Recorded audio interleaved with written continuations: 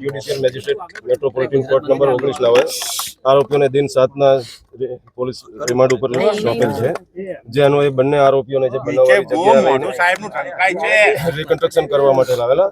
આ કામે સૌથી પહેલા તો આરોપીઓ જે જણાવે છે કે તેઓના મોબાઈલ રાત્રે અહીંયા જે સળગી ગયેલ છે, તો સૌથી પહેલા તો એ મોબાઈલ શોધવાની કામગીરી કરવાની છે.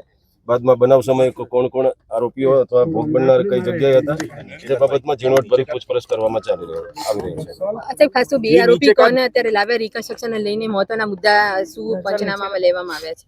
એ જ મેં જે આપને જણાવ્યું તેમ કે આરોપીઓ જે બનાવ સમયે આરોપીઓ પાસે જે 2 મોબાઈલ હતા, જે આરોપી જણાવતા હોય કે ભાઈ આગમાં જે એક આરોપી છે જે મેહુલ, જેનો મોબાઈલ શોધવાની કામગીરી મારા સ્ટાફ દ્વારા ચાલી રહી છે. તેમજ આ બનાવ સમયે જે ભોગ બનનાર જે કુલ 9 ભોગ બનનાર હતા, આજે એમાં એક વધારે જે 10મા જણનું પણ એક દુઃખદ અવસાન થયું છે.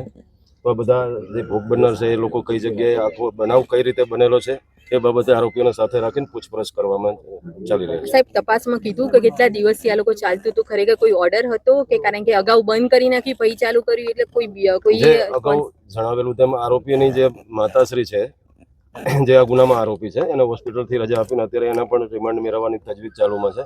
અગાઉ આ લોકોનું જ્યારે 2014માં લાયસન્સ રદ થઈ ગયું, જે તે સમયે એક વ્યક્તિ કેજ્યુલિટી થયેલી, જે તે સમયે ગુનો દાખલ થયેલ અને એમના વિરુદ્ધમાં નિયમ અનુસાર કાર્યવાહી થયેલ. ત્યારબાદ આ લોકોએ 2020માં બીજી વાર એના દીકરાના નામે અલગ જગ્યાએથી લાયસન્સ મેળવેલું હતું.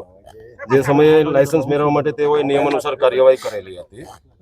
અને છેલ્લા આરોપીઓની પૂછપરછ દરમિયાન છેલ્લા 15 થી 20 દિવસથી આ લોકોએ જે આગામી તહેવારો આવી રહેલ છે, ગણેશ વિસર્જન ને જે બધા દશેરા નવરાત્રી, એના અનુસંધાને આ લોકો આ જે એક્સપ્લોઝિવનું જે બનાવવાનું કામ ચાલુ હતું. આમાં જે 2 આરોપી છે, એક છે મેહુલ અને બીજો છે સાદિક. તો અમે જે મેહુલ છે એનું અંદર પેલા જે બોમ્બ આવે છે, મિર્ચી બોમ્બ બનાવવાનું યુનિટ હતું, અને જે બીજો છે સાદિક, એનું કોઠી બનાવવાનું હતું. બંને એક જ પેલામાં, કારણ કે ભાડું જે હતું બંને અડધું શેર કરતા હતા. કેટલું ભાડું ચૂકવતા હતા સર?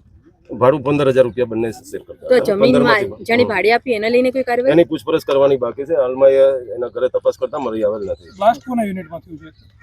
બ્લાસ્ટ એ જગ્યા સાથે રહીને રિકન્સ્ટ્રક્શન ચાલી રહ્યું છે. હમણાં થોડી વારમાં હું આપને જણાવી શકું.